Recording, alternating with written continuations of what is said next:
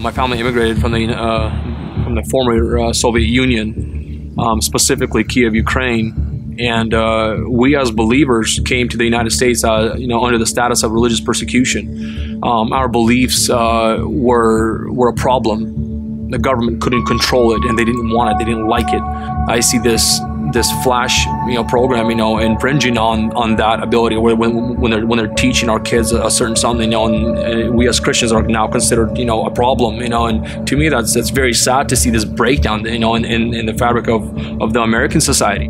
The state of Washington is forcing new gender identity and sex ed guidelines on every public school. The approved curriculum sexualizes children at an early age and invites them to question their gender identity.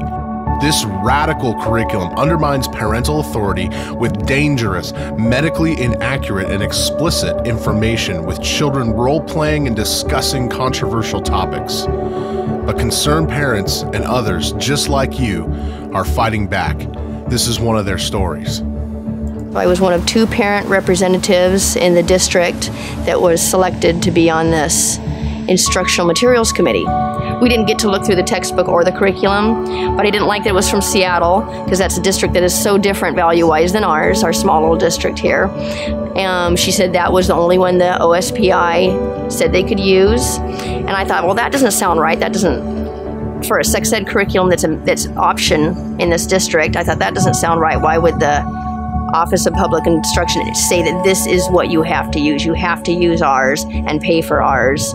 I actually ordered from King County Health the entire set of flash curriculum binders. If you look at the sites that this material sends kids to, they're strongly pointed at support of alternative lifestyles and views.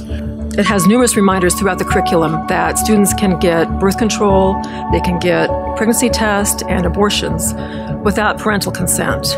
Said, I don't think I can spread this word, but I think people need to show up to this board meeting and find out what this is about. We showed up there to hear the read-through of the curriculum and then stay further for the general school board meeting. And then the second reading, which would make it permanent, would make the decision final, was 2 weeks later. So we had a couple weeks to try and organize.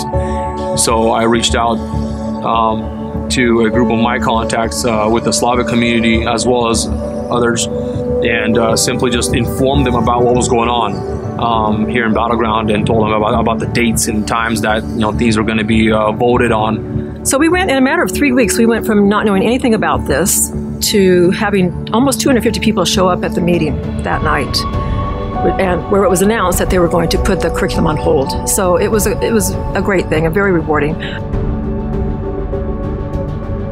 I'm into this because I saw this for what it really is.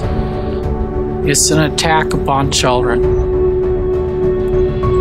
And it's kind of an unfair attack at that. To the people who are sitting on the sidelines, to the people who are on the fences about, should I get involved, does it even matter? I would tell them to really shake that off. It's a very bad mentality to have a defeated mindset about stuff like this. People don't want to wake up that one day and get a new taste of a reality where they don't have the rights, where they don't have the freedoms. You absolutely must act now. Because what's coming is the war on nuclear family, the war on children, the war on a healthy state of any country. That is the foundation. And so I saw that, I was like, this is crazy. What we're doing is promoting something that is going to overturn the rights of majority, and we are silent because we don't know.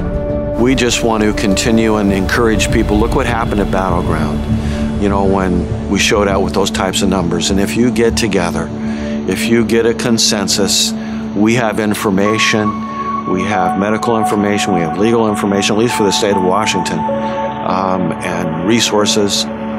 So we just want to encourage you that, if you become a voice and a presence, you can make a difference.